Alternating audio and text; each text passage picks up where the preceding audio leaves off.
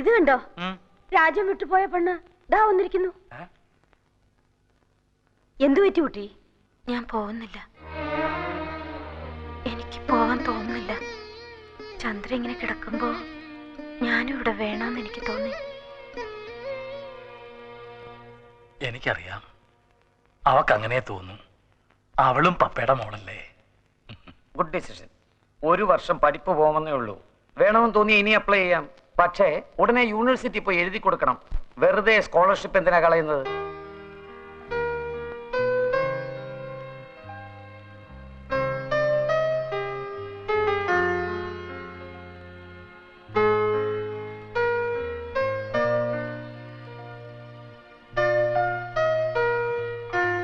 എന്താ എന്നെ ശിക്ഷിക്കുന്നില്ലേ? ഉണ്ട്, ശിക്ഷിക്കണമെന്ന് തന്നെയാ എന്റെ തീരുമാനം. അതിനു മുമ്പ് എനിക്കറിയണം എന്തിനാ ഈ നാടകമൊക്കെയെന്ന്. സൗകര്യം ഉണ്ടെങ്കിൽ പറഞ്ഞാ മതി.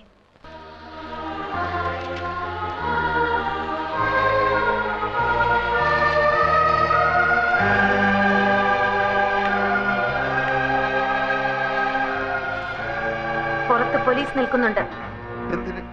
കുറെ ആൽഫിമാരെ അറസ്റ്റ് ചെയ്യാൻ. തന്റെ സുഹൃത്ത് അപ്പുക്കുട്ടനും ഇത് തന്നെയാ പറഞ്ഞത്. അയാളും ഉണ്ട് പുറത്ത്. അന്തസ്സുള്ള ഓഫീസായത്. ഇതിനകത്ത് പോലീസുകാർ കയറി MD അറസ്റ്റ് ചെയ്തെന്നറിഞ്ഞാൽ ഞങ്ങൾക്ക് അതിന്റെ നാണക്കേട്. അതുകൊണ്ടാ ഞാൻ അവരെ പുറത്ത് നിർത്തിയത്. മനുഷ്യന് അത്യാർത്ഥി പാടില്ല അല്ലേ? താൻ വരുന്നുണ്ടോ അതോ ഞാൻ അവരെ ഇങ്ങോട്ട് വിളിക്കണോ? വേണ്ട, നമ്മള് വരാം. പോലീസ് ഇങ്ങോട്ട് വന്നാൽ ഈ ആഫീസിലുള്ള എല്ലാവരും കൂടി നമ്മളെ എടുത്തിട്ട് ഇടിക്കും. ഈ തിങ്ങളെ അടി നമ്മൾ നേരത്തെ കണ്ടിട്ടുള്ളതാ. മാമാനെ അടിച്ചിട്ട് മാമാന്റെ എല്ലിന്റെ എണ്ണം കൂടി പല്ലിന്റെ എണ്ണം കുറഞ്ഞ്. എന്നാ വാ. എവിടെ പോലീസ്? എവിടെ പോലീസ്? പോലീസില്ല, ഇവിടെ കള്ളന്മാരേ ഉള്ളൂ. ഇത് അരക്കള്ളൻ, ഇത് മുക്കാക്കള്ളൻ, ഇത് മുഴുക്കള്ളൻ. ഇവരെന്താ ഒരുമാതിരി ശവം പോലെ നിൽക്കുന്ന? ഞാനൊന്ന് വരട്ടി. പുറത്ത് പോലീസ് നിൽക്കുന്നു എന്ന് പറഞ്ഞു. അത് ശരി. പോലീസും പട്ടാളൊന്നുമില്ല, ഞങ്ങൾ നിന്റെ കല്യാണം നടത്താൻ വന്നതാ. വീരാനിക്ക് എണീറ്റ് നടക്കുന്നതിന് മുമ്പ് നടത്തിയില്ലെങ്കിലേ അവളുടെ നിക്കാഹും നിന്റെ മയ്യത്തും അന്ന് ഞാൻ പറഞ്ഞ പോലെ നടക്കൂ. രജിസ്റ്റർ ഓഫീസിൽ പോയി നീ മൈമേനും കൂടി ഇന്ന് ആപ്ലിക്കേഷൻ ഒപ്പിട്ട് കൊടുക്കണം. ആർക്കെങ്കിലും എതിർപ്പുണ്ടോന്ന് അറിയാൻ അവർ ഒരാഴ്ച ആ നോട്ടീസ് ബോർഡിലിടും. വീരാനിക്ക് ആശുപത്രി കിടക്കുന്നുണ്ട്, അത് കാണൂല. അത് കഴിഞ്ഞാൽ കല്യാണം. സാക്ഷി ഒന്ന് ഡോക്ടർ മേനോൻ, 2 ലേഹ പോരെ. ഇവിടെ നമ്മളെ ശത്രു അല്ലേ? ഇടാ, അതൊക്കെ പണ്ട്. ഇപ്പൊ പടച്ചോന്റെ പുതിയ രൂപ. ആൽഫിക്ക് കുറച്ചാളോട് ആയുസ് നീട്ടി കിട്ടി. എവിടേക്ക് പോണെന്നാ പറഞ്ഞേ? യൂണിവേഴ്സിറ്റി വരെ. രാത്രിയിലത്തെ ട്രെയിനിന് ടിക്കറ്റ് എടുത്തിട്ടുണ്ട്. ഒരാഴ്ച കഴിഞ്ഞേ വരൂ. അപ്പോഴേക്കും ലോൺ കിട്ടില്ലേ? എന്നിട്ട് വേണം നമുക്ക് ഈ കള്ള കഥകൾ അവസാനിപ്പിക്കാൻ. ഇവിടില്ല, വീട്ടിലുണ്ട്. ഇത് കണ്ടോ? ഒറിജിനൽ ആൽഫിയും ചന്ദ്രൻ കൂടി വിവാഹം രജിസ്റ്റർ ചെയ്യാൻ അപ്ലൈ ചെയ്ത ആപ്ലിക്കേഷൻ ഫോമാ രജിസ്റ്റർ ഓഫീസിലെ കണ്ടെടുത്തതാ. ആൽഫിയുടെ ഒറിജിനൽ ഒപ്പ് ഇതിനകത്തുണ്ട്. ഈ ഒപ്പ് ഇവനിടണം, അല്ലെങ്കിൽ ഇവൻ ആൽഫിയല്ല. അതിതാ ഞാൻ പപ്പയുടെ കൈ കൊടുക്കാം. വേണ്ട വേണ്ട, ഞാൻ കൊടുത്തോളാം. നീയും ഈടെയായിട്ട് അവനോട് കൂടിയിട്ടുണ്ട്. ഗൂഢാലോചനക്കാരെ എല്ലാത്തിനും ഒരുമിച്ച് ഞാനകത്താക്കും. ഞാനിത് അമ്മാവന്റെ കയ്യിൽ കൊടുക്കാൻ പോവുകയാണ്. നീ പോലീസിന് ഇരുവുള്ള തയ്യാറായിക്കോ. നോക്കി നിൽക്കാതെ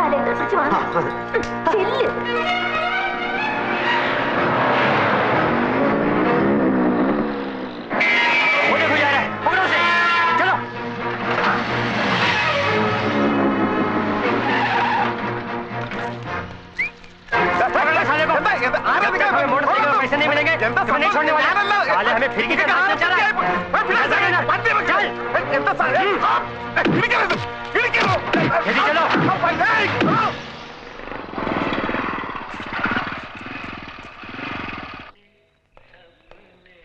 भाई साहब, चिट्ठी।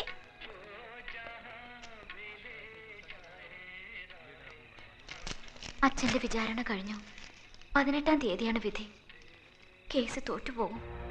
കുറഞ്ഞത് 6 വർഷം തടവെങ്കിലും വിധിക്കും എന്നാണ് നമ്മുടെ വക്കീല് പറയുന്നത്. അല്ലെങ്കിൽ ഇതുവരെയുള്ള പലിശയും ചേർത്ത് 7 ലക്ഷം രൂപയോളം കൊടുത്താ ഒത്തുതീർപ്പാക്കി തരാമെന്ന്. എവിടുന്ന് കൊടുക്കാനാ അത്രയും പണം? പാവം അച്ഛന്റെ ഇരിപ്പ് കണ്ടിട്ട് സഹിക്കുന്നില്ല. വല്ല കടുങ്കയും ചെയ്ത് കളയുമെന്ന എന്റെ പേടി. നമ്മൾ എന്താ ചെയ്യാ ഏട്ടാ?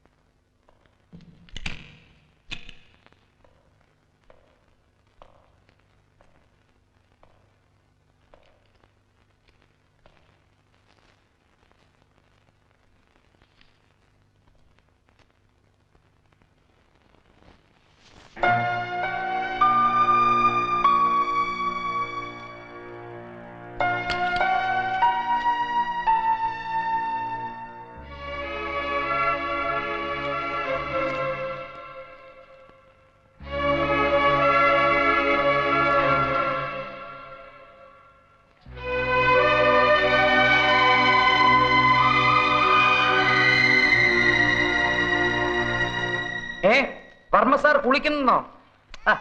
അതേന്ന് സത്യമാണ്. ചന്ദ്ര സംസാരിച്ചു. വേഗം വാ. എടോ, ചന്ദ്ര സംസാരിച്ചു. താൻ ആൽഫിയെ പോയി വേഗം വിളിച്ചോണ്ടോ. അവൾ എല്ലാരും തിരിച്ചറിയുന്നുണ്ടോന്ന് എനിക്കറിയണം. ചെല്ലേ.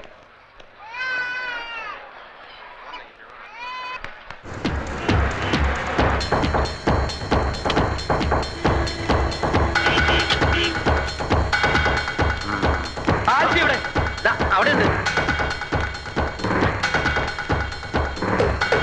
ഇവിടെ ആരെയും കാണാനില്ലല്ലോ. എവിടെ ആൽഫി? ഇതല്ലേ ആൽഫി?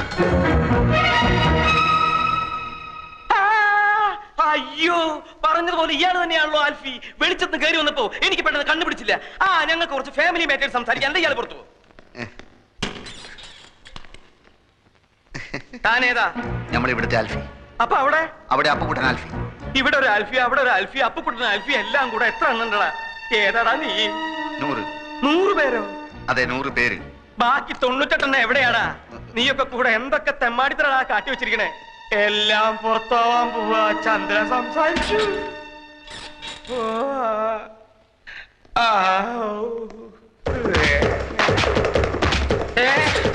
നിന്നെ ഞാൻ വിടില്ല. ഓടിപ്പോണ ആൽഫി എവിടെ? ബാങ്കിൽ പോയിരിക്കാന്നാ പറഞ്ഞേ. എന്തിന്? അങ്ങനെ നീ അങ്ങനെ ഒറ്റയ്ക്ക് രക്ഷപ്പെടാൻ നോക്കണ്ട. തൂങ്ങുമ്പോ നമുക്ക് ഒരുമിച്ച് തൂങ്ങടാ.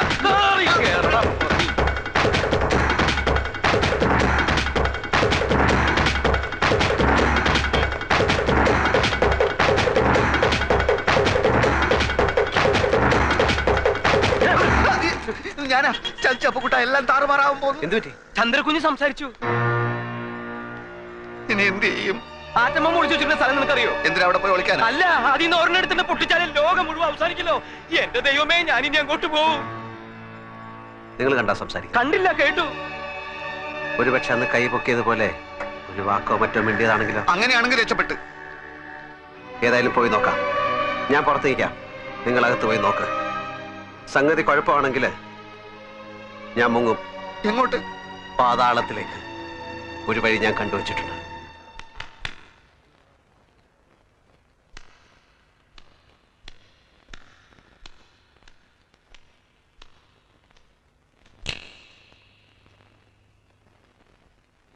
ഇവരൊക്കെ ആരാണെന്ന് മനസ്സിലാകുന്നുണ്ടോ? വല്യമ്മ.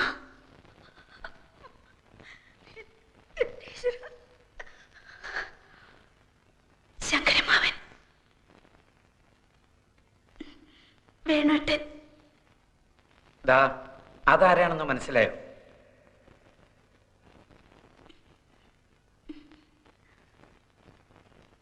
ഇരവി അങ്കിൾ. വർമാങ്കളും ആൽഫൊക്കെ ഇപ്പൊ വരും.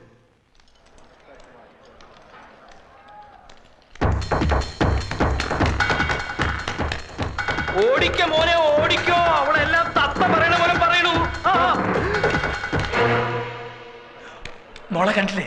എനിക്കറിയാം, എക്സൈറ്റ്മെന്റ് കൊണ്ട് അവളെ കാണാൻ ബുദ്ധിമുട്ടുണ്ടാവും. എന്റെയും പ്രശ്നം അത് തന്നെയാ. വന്നാട്ടെ, വന്നാട്ടെ.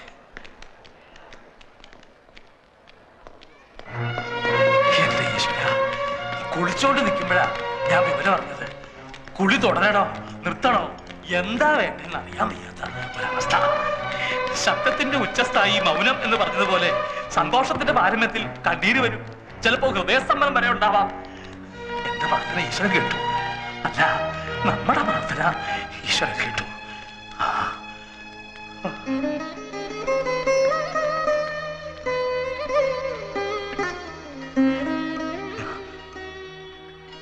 എന്തോരം നേർച്ചകളാണ് നടന്നത്.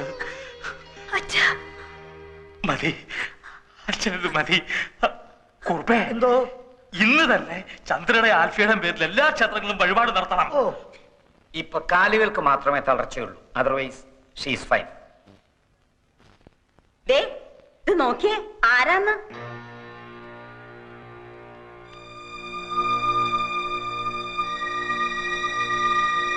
ആരാ?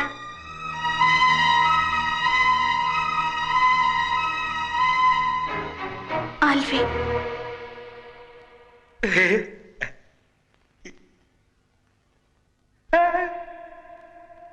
ഇനി നമുക്കെല്ലാവർക്കും പുറത്തേക്കൊന്ന് ഇറങ്ങിക്കൊടുക്കാം. ഒരു 5 മിനിറ്റ് ആൽഫിക്കും ചന്ദ്രയ്ക്കും മാത്രമായിട്ട്. Of course. പാടോ.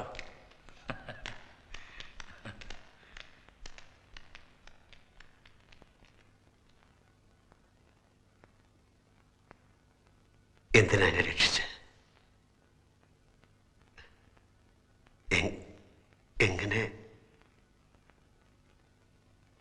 എങ്ങനെ നന്ദി പറയണമെന്ന് എനിക്കറിയില്ല.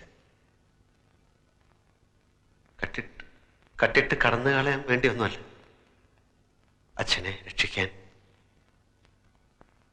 വേറെ വഴിയില്ലാത്തതുകൊണ്ട് ചെയ്തു പോയതാണ്. എനിക്ക് എല്ലാറ്റിനും എനിക്ക് മാപ്പ് തരണം.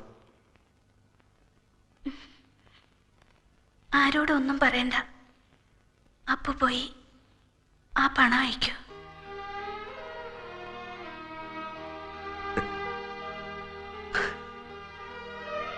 മറക്കില്ല ഞാൻ. മരണം വരെ ഞാൻ മറക്കില്ല.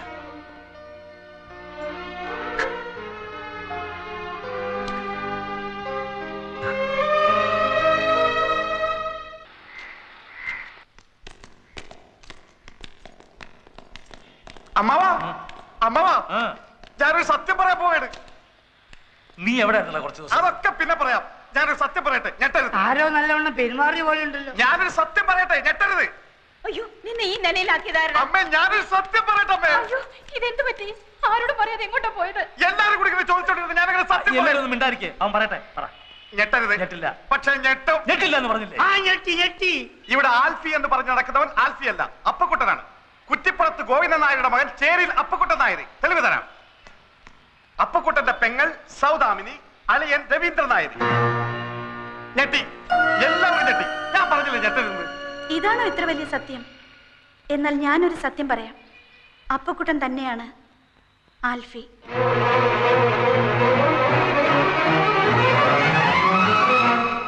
എന്താ മോളെ നീ പറയുന്നത്? അത് അപ്പുവാണ്, അപ്പക്കുട്ടൻ. എല്ലാരും കൂടെ ആ പാവത്തിനെ പിടിച്ച് ആൽഫി ആക്കിയതാ. ഇരവി, എന്താണ് കേൾക്കുന്നത്? ഒന്നും മനഃപൂർവ്വമായിരുന്നില്ല, സംഭവിച്ചു പോയതാ ഓരോരോ ചുറ്റുപാടില്. നടന്നതൊക്കെ ശരിയോ തെറ്റോ എന്ന് നോക്കിയിട്ട് ഇനി കാര്യമില്ല. ഹരിച്ചു നോക്കിയാലും ഗുണിച്ചു നോക്കിയാലും ലാഭല്ലേ ഉള്ളൂ. എനിക്കിപ്പോഴും ഒന്നും മനസ്സിലാവണില്ല. അപ്പൊ ആൽഫി എവിടെ? പറയാൻ എനിക്ക് വിഷമമുണ്ട്. പറയാതിരിക്കാൻ കഴിയാത്തത് കൊണ്ട് മാത്രം പറയാ. ലേഖ പറഞ്ഞില്ലേ, നീണ്ട മുടിയുള്ള നീല കണ്ണുള്ള എപ്പോഴും ഒരു കള്ളച്ചിരിയോടെ ധാരാളം തമാശകൾ പറഞ്ഞെന്നെ പൊട്ടിച്ചിരിപ്പിച്ച ചുറുചുറുക്കുള്ള ആൽഫി. മനസ്സ് മുഴുവൻ കൊടുത്ത് ഞാൻ സ്നേഹിച്ച ആൽഫി. വിവാഹത്തിന് തലേന്നാണ് ഞാൻ അറിഞ്ഞത് അയാൾക്കൊരു ഭാര്യയും കുട്ടിയും ഉണ്ടെന്ന്. ചോദിച്ചപ്പോ ഒരു കള്ളച്ചിരിയോടെ അയാൾ എന്നോട് പറഞ്ഞു, ജീവിതം ഒരു വലിയ തമാശയായിട്ടേ അയാൾ കണ്ടിട്ടുള്ളൂ എന്ന്. ആൽഫിയുടെ തമാശകളിൽ ഒന്നായിരുന്നു. ഞാനും വെറുത്തുപോയി. ഞാൻ എന്നെ തന്നെ വെറുത്തുപോയി. നിങ്ങളോടൊക്കെ എന്ത് പറയണം, നിങ്ങളെയൊക്കെ എങ്ങനെ നേരിടണം എന്നാലോചിച്ച് തളർന്നപ്പോൾ ആത്മഹത്യ എന്നൊരു വഴി മാത്രമാണ് ഞാൻ മുന്നിൽ കണ്ടത്. അത് അപകടമായിരുന്നില്ല, സ്വയം നശിപ്പിക്കാനുള്ള ശ്രമമായിരുന്നു. ക്ഷമിക്കണം എന്ന് പറയാൻ മാത്രമേ എനിക്കാവൂ. എഴുന്നേക്കാൻ കഴിഞ്ഞിരുന്നെങ്കിൽ അച്ഛന്റെ കാല് കെട്ടിപ്പിടിച്ച് മാപ്പ് ചോദിക്കാമായിരുന്നു. കച്ചവടം ഒന്ന് ശരിയായാല് കിട്ടുന്ന ലാഭം അപ്പ കൊടുത്ത് ചന്ദ്രയുടെ കടം തീർക്കാം. പണം കൊണ്ടുള്ള കടം. പക്ഷെ കടപ്പാട് എങ്ങനെയാ തീർക്കുന്നത്? ഇനി താമസിപ്പിക്കാതെ വർമ്മ സാറിനെ കണ്ടുള്ള വാസ്തവം തുറന്നു പറയണം. അതിനു മുമ്പ് നമുക്കൊരു വലിയ കാര്യം ചെയ്യാനില്ലേ? നമുക്ക് ചന്ദ്രയെ നടത്തിക്കണ്ടേ? വേണം. എന്റെ കൂടെ നിൽക്കൂ. തളർന്നു പോയി എന്ന തോന്നൽ ആദ്യം ചന്ദ്രയുടെ മനസ്സിന് മായ്ക്കണം. പോകാൻ കഴിയില്ല എന്ന് വിചാരിക്കുന്നിടത്തെല്ലാം കൊണ്ടുപോകണം. കാണാൻ കഴിയില്ല എന്ന് വിചാരിക്കുന്ന കാര്യങ്ങളൊക്കെ കാണിച്ചു കൊടുക്കണം.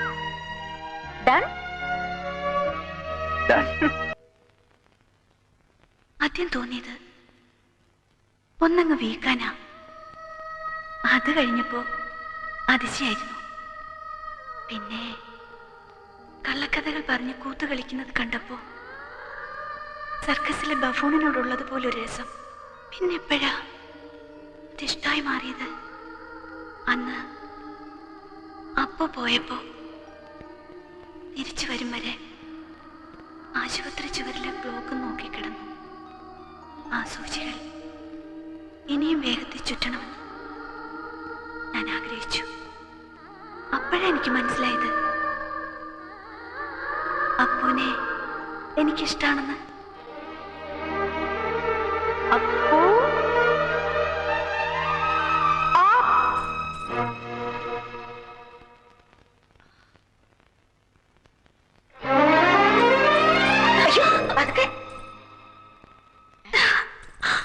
എന്തു പറ്റി പെണ്ണിന്?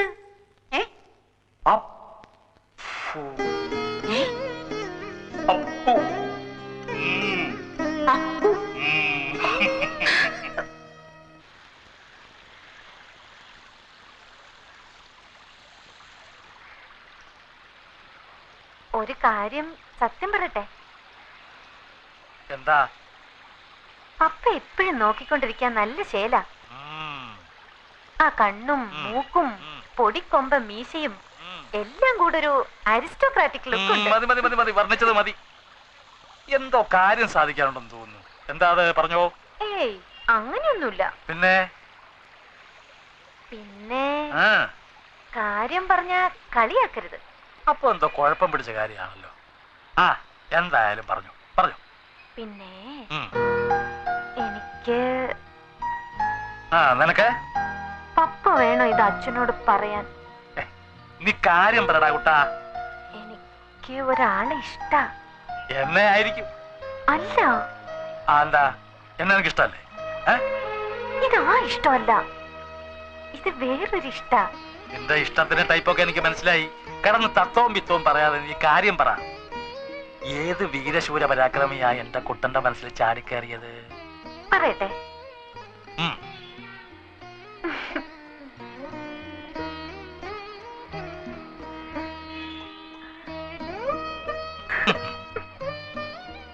നിനക്കിഷ്ടപ്പെട്ടവൻ ഏത് മരക്കോന്തനായാലും ശരി, പപ്പായ്ക്ക് സമ്മതം.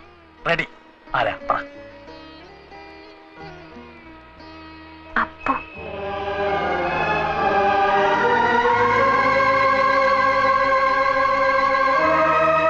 ഇതെങ്ങനെയാ പറയാന്നൊരു കൺഫ്യൂഷനിലായിരുന്നു ഞാൻ. അപ്പുവിനിഷ്ടാണോ നിന്നെ? ചന്ദ്രയ്ക്ക് സുഖായിട്ട് പപ്പയുടെ മനസ്സൊന്ന് തണുത്തിട്ട് വേണം പറയാനെന്ന് വിചാരിച്ചിരിക്കുകയായിരുന്നു.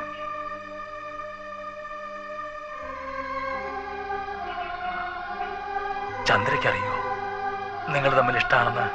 ആർക്കും അറിയില്ല. ആദ്യം എല്ലാ കാര്യവും ഞാൻ പപ്പയോടല്ലേ പറയാ. പപ്പയല്ലേ ഇന്ന് വരെ എന്റെ എല്ലാ ആഗ്രഹവും സാധിച്ചു തന്നിരുന്നത്. ഇനി വേണം ചന്ദ്രയോട് പറയാൻ.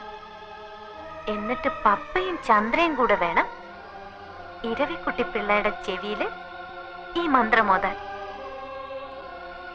ചന്ദ്രയോട് ഞാൻ പറയട്ടെ? ഇപ്പൊ വേണ്ട. സാധാരണ കാര്യങ്ങൾ തീരുമാനിക്കുന്ന പോലല്ലോ ഇത്. ഇക്കാര്യം ആദ്യം പറയേണ്ടത് നിന്റെ അച്ഛനോടല്ലേ. ഞാൻ ഇരവി ഒന്ന് കാണട്ടെ. അവന്റെ മനസ്സിലിപ്പോ എന്താണെന്ന് അറിയണമല്ലോ. എന്നിട്ട് മതി വേറെ ആരോടെങ്കിലും പറയുന്നത്.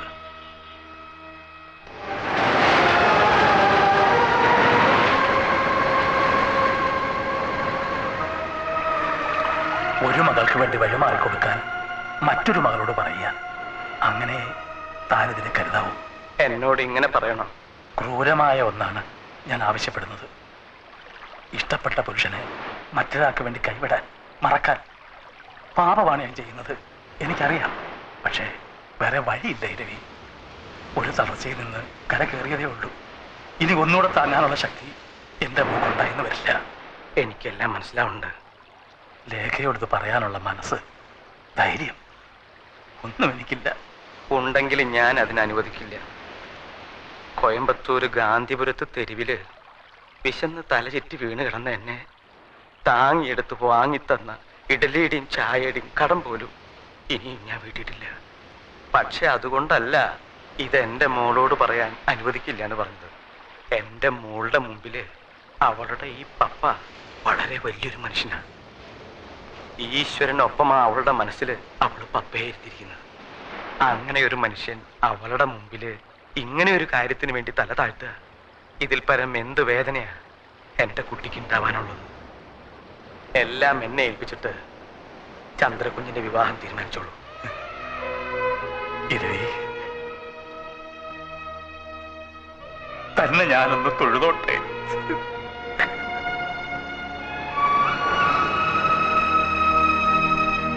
എനിക്ക് എന്റേതെന്ന് പറയാൻ നീ മാത്രമേ ഉള്ളൂ.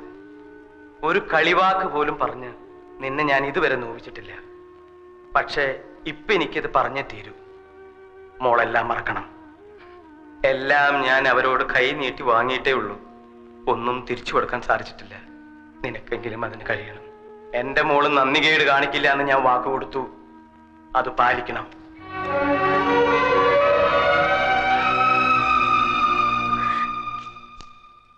എന്തായത്?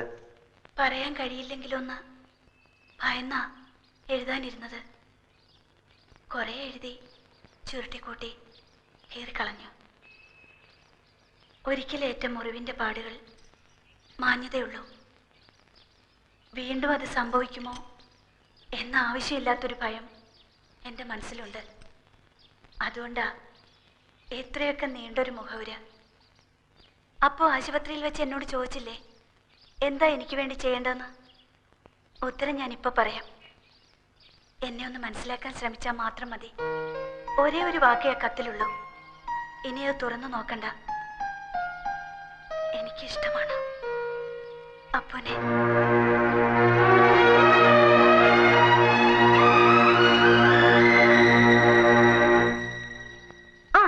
അപ്പു എപ്പോഴാ വന്നേ? എനിക്കൊരു കാര്യം പറയാനുണ്ട്. എനിക്കറിയാം, ഞങ്ങൾക്കൊക്കെ അറിയാം, അല്ലേ ചേട്ടാ? അപ്പോ അളിയനും പെങ്ങളും ഞങ്ങളും എല്ലാം കൂടി കാര്യങ്ങളെല്ലാം നീക്കി തുടങ്ങി. അമ്മാവൻ അപ്പുന്റെ അച്ഛന് കത്തെഴുതിയിട്ടുണ്ട്. എന്നോടൊന്നും പറഞ്ഞില്ല. ഇനി എന്തിനാ പറയുന്നത്? പെണ്ണിനും ചെക്കനും ഇഷ്ടായ സ്ഥിതിക്ക് ബാക്കി കാര്യങ്ങളൊക്കെ ചെയ്യേണ്ട കുടുംബക്കാരാ. ചന്ദ്രയ്ക്ക് 1000 നാവാ അപ്പുനെ കുറിച്ച് പറയുമ്പോ. She's thrilled. അപ്പുക്കുട്ട തൊപ്പിക്കാരായി എപ്പ കല്യാണം? മകരമാസത്തിൽ വേലി കെട്ടിയിട്ട് അപ്പ കല്യാണം. അയ്യേ തന്റെ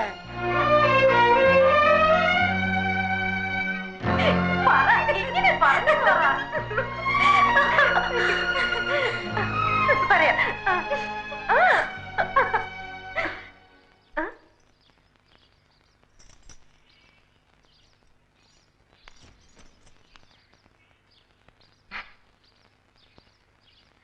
പേടിക്കണ്ട പപ്പ, ഞാനൊന്നും പറഞ്ഞില്ല. നന്ദികേട് കാണിക്കില്ല. ദൈവാധീനത്തിന്റെയും കഷ്ടകാലത്തിന്റെ ഇടയിൽ കിടന്ന് നമ്മൾ ഒരുപാട് ഉരുണ്ട് കളിച്ചു, ഇല്ലേ നൂറേ? അടച്ചോന്റെ സഹായം കൊണ്ട് മാത്ര വലിയ പരിക്കൊന്നും കൂടാണ്ട് നമ്മൾ ഇവിടം വരെ എത്തിയത്. 5 അണയ്ക്ക് ഗതിയില്ലാത്തവൻ ആനയ്ക്ക് വില പറഞ്ഞ പോലെ അങ്ങ് പറഞ്ഞു പോയതാ. കിട്ടിയാ കിട്ടി, പോയാ പോട്ടെ എന്ന് പറഞ്ഞ്. ആകാശം ഇടിഞ്ഞ് താഴോട്ട് വന്നാലും തലയിൽ താങ്ങാമെന്നൊരു ധൈര്യമായിരുന്നു ഇതുവരെ. കാരണം നഷ്ടപ്പെടാനൊന്നുമില്ലായിരുന്നല്ലോ. പക്ഷെ ഇപ്പോ എന്തൊക്കെയോ നഷ്ടപ്പെടാനുണ്ട് എന്നൊരു തോന്നൽ. വലിയ മിടുക്കനാണെന്ന് ചിലപ്പോഴൊക്കെ ഞാൻ സ്വയം കരുതിയിരുന്നു. പക്ഷെ ഇപ്പം മനസ്സിലായി, നമുക്ക് നിയന്ത്രണമില്ലാത്ത ചിലതൊക്കെ നമ്മളിൽ തന്നെ ഉണ്ടെന്ന്. അവിടെ ബുദ്ധിക്കും സൂത്രത്തിനും ഒന്നും സ്ഥാനമില്ല. നമ്മുടെയൊക്കെ മനസ്സിൻ്റെ കാര്യമാണ് ഞാൻ പറയുന്നത്. ഒളിച്ചുകളികൾക്കിടയിൽ അറിയാതെയും പറയാതെയും എങ്ങനെയോ ഇഷ്ടപ്പെട്ടു പോയതാണ് ലേഖയെ. ഒരു നുണയിൽ നിന്ന് രക്ഷപ്പെടാൻ മറ്റൊരു നുണ പറഞ്ഞ് ഒടുവിൽ ഊരാക്കുടുക്കായപ്പോൾ ഒരു ജീവശ്വാസം തന്നവളാണ് ചന്ദ്ര. ആർക്ക് നേരെ ഞാൻ കണ്ണടയ്ക്കുക? ആരോടാ ഞാൻ ഇനിയും കള്ളം പറയാ? എനിക്കറിയില്ല. ഒരു തീരുമാനം എടുക്കാൻ കഴിയുന്നില്ല. പക്ഷെ എന്നും എല്ലാരെയും സന്തോഷിപ്പിച്ചുകൊണ്ട് എന്നെന്ന് സ്വയം ചതിച്ചുകൊണ്ട് ആർക്കും ജീവിക്കാൻ കഴിയില്ലല്ലോ. എനിക്കും അതിന് കഴിയില്ല.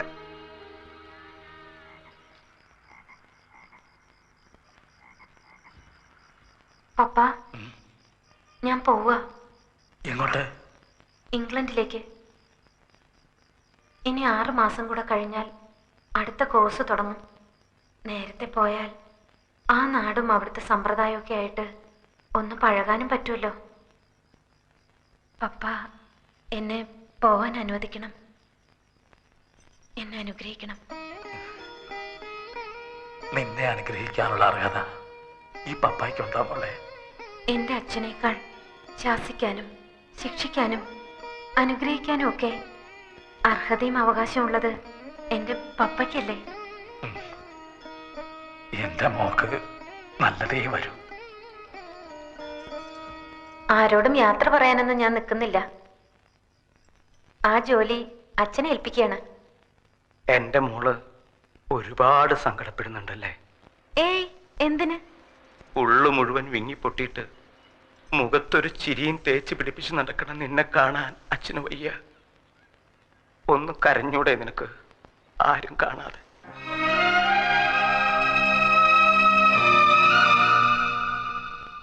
അപ്പൂന്റെ അച്ഛനുമായി അനിയമുന്ന് സംസാരിച്ചു. നിശ്ചയം നടത്തിക്കൊള്ളാനാ പറഞ്ഞത്. പെങ്ങളും അളിയനും ബന്ധുക്കളായിട്ട് ഇവിടെ ഉണ്ടല്ലോ. വിവാഹം മാത്രം നാട്ടിൽ വെച്ച് മതി എന്ന് പറഞ്ഞു. മറ്റന്നാൾ കാലത്ത് 9 മണിക്കാണ് സമയം കുറിച്ച് തന്നിരിക്കുന്നത്. ഇതാ എനിക്കിഷ്ടായത്. ചന്ദ്രയ്ക്ക് നന്നായി ചേരും. ഇതാ കുറെ കൂടി നല്ലത്. ചന്ദ്ര ഏത് സാരി കൊടുക്കുന്നേ?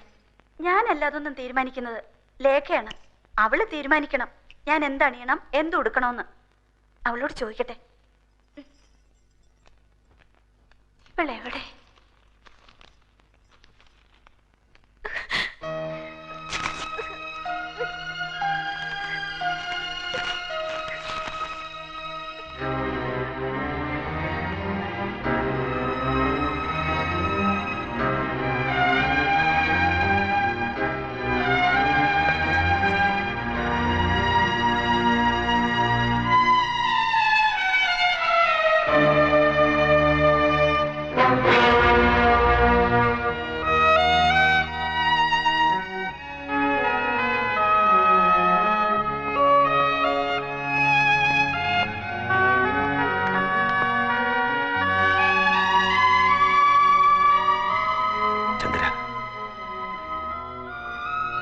എന്നെ ശപിക്കരുത്.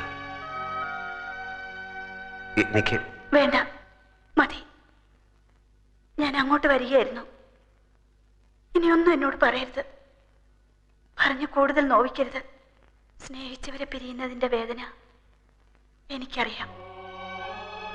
ഒരിക്കൽ അനുഭവിച്ചവളാണ്. അന്ന് ഞാൻ പ്രാർത്ഥിച്ചിരുന്നു മറ്റൊരാൾക്കും ഈ അനുഭവം ഉണ്ടാവരുതെന്ന്. അത്ര വലിയ പാപമൊന്നും ചെയ്തിട്ടില്ലാത്തത് കൊണ്ടാവാം വൈകും മുമ്പ് പ്രായശ്ചിത്തം ചെയ്യാനുള്ള അവസരം ഈശ്വരൻ എനിക്ക് തന്നത്. നിറഞ്ഞ മനസ്സോടെയാണ് ഞാൻ പറയുന്നത്. അപ്പൊ ലേഖയുടേതാണ്, ചന്ദ്രയുടേതല്ല. അപ്പൊ എന്റെ കൂടെ വരുമോ?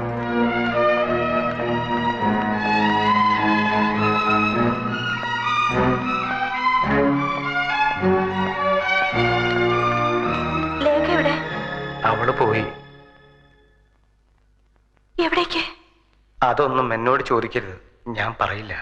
യാത്ര ചോദിക്കാനുള്ള ധൈര്യം ഇല്ലാതിരുന്നുകൊണ്ട് എല്ലാവർക്കും ഇങ്ങനെ ഓരോ കുറിപ്പ് എന്നെ ഏൽപ്പിച്ചിട്ട് അവള് പോയി.